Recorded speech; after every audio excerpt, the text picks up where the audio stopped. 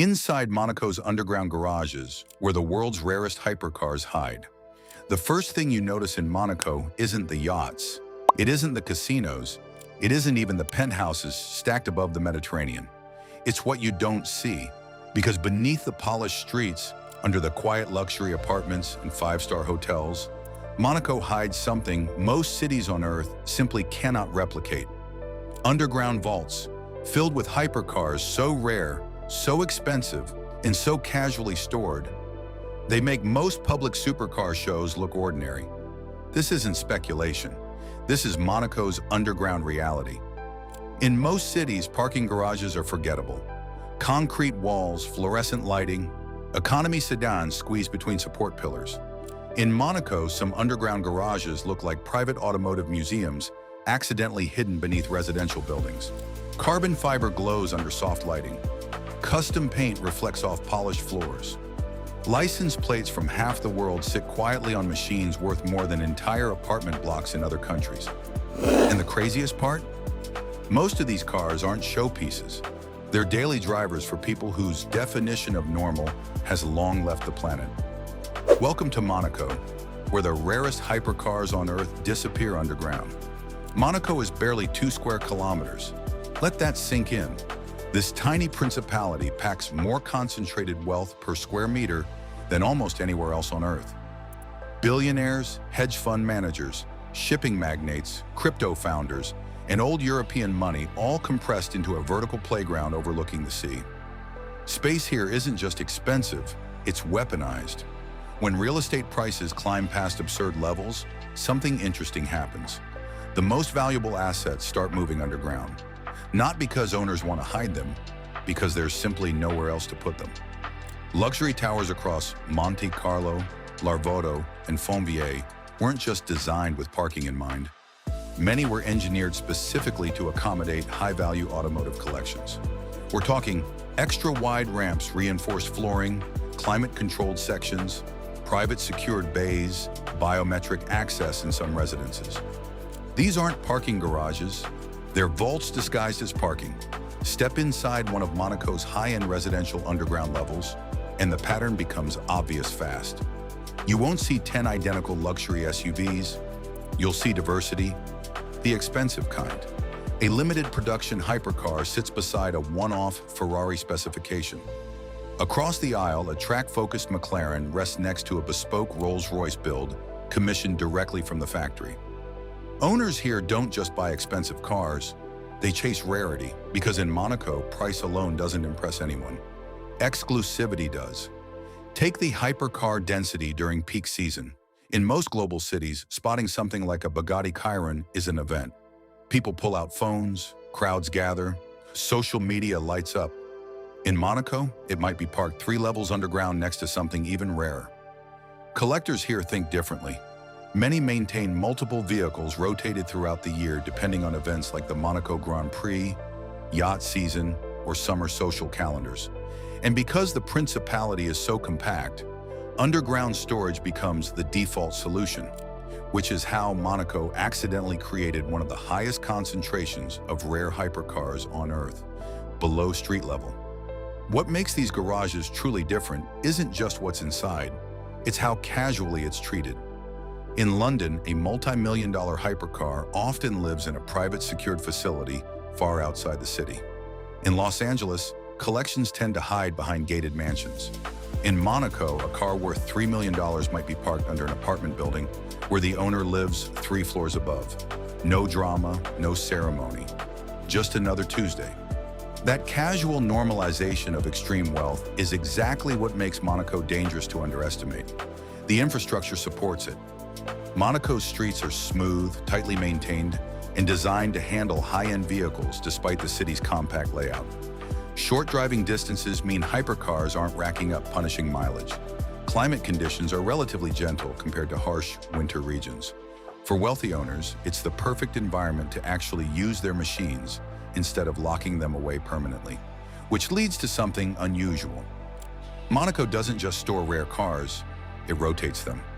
Owners frequently swap vehicles depending on mood, event season, or simply because variety itself is part of the lifestyle. One week, a resident might be seen arriving in a Ferrari hypercar. The next week, a different machine appears from the same underground bay. To outsiders, it looks like magic. To Monaco residents, it's routine asset rotation. Security, of course, is on another level. Monaco already has one of the highest police-to-resident ratios in the world. Surveillance coverage is dense. Private buildings layer their own security systems on top.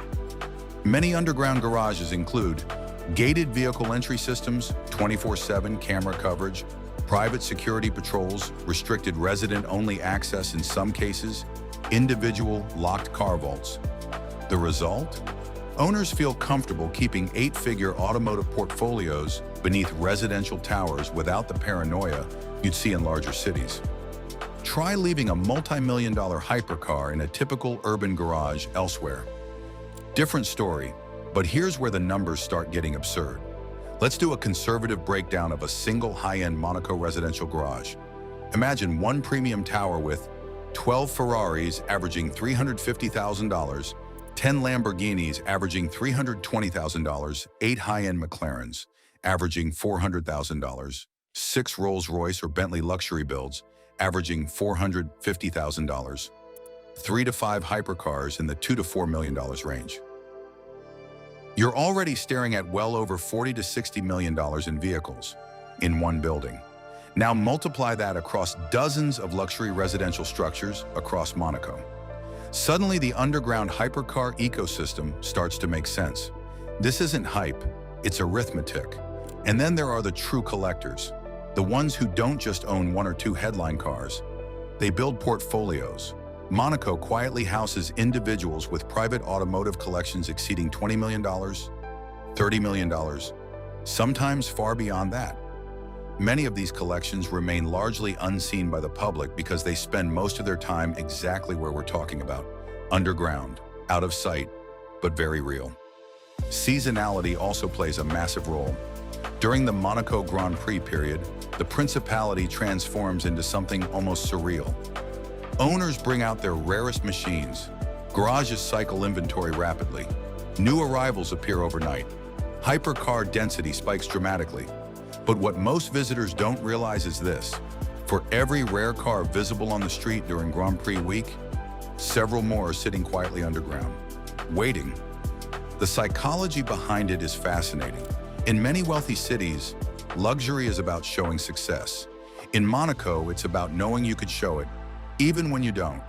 That subtle difference creates a different type of collector mindset. Owners aren't always chasing maximum public exposure. Sometimes the value is in exclusivity itself. Owning something rare enough that only a handful of people even know it exists. And what better place to keep it than a secured underground garage beneath one of the richest square miles on Earth? Another factor driving Monaco's underground hypercar phenomenon is simple geography. There is almost no horizontal expansion available. Monaco builds vertically. When buildings go up, parking goes down. Deep. Multi-level underground complexes became standard engineering practice decades ago. But as the resident wealth profile increased, those parking structures quietly evolved into high-value automotive storage ecosystems. Modern luxury developments in Monaco now often advertise parking capacity and security features almost as aggressively as the apartments themselves. Because buyers at this level aren't just purchasing living space, they're purchasing protected storage for mobile wealth. And make no mistake, to many Monaco residents, hypercars are exactly that. Mobile wealth. Unlike property, these assets can be transported internationally, sold quickly through elite broker networks, or moved between jurisdictions if needed. Liquidity matters at this level. A rare hypercar isn't just a toy. It's a portable financial instrument wrapped in carbon fiber and stitched leather. That's one of the hidden reasons Monaco's underground garages keep filling. Social media has only amplified the mystique. Videos of Monaco street spotting have exploded over the past decade. Tourists film convoys of Ferraris. Influencers capture Bugattis cruising past the harbor. YouTube channels document rare sightings. But what most viewers don't realize is they're only seeing the surface layer. The real density sits below, quietly. Even local dealerships feed the ecosystem. Monaco's proximity to elite European automotive networks means rare allocations often flow toward residents with strong purchasing histories. Limited-run models frequently end up registered in Monaco simply because the buyer concentration is so extreme. When new hypercars arrive in the region, there's a high probability one of them is heading into an underground bay somewhere in the Principality. And once it goes down there, it may rarely be seen again publicly. What's even more interesting is how normalized the environment has become for residents. For visitors, spotting multiple hypercars in one day feels surreal. For Monaco locals, it barely registers.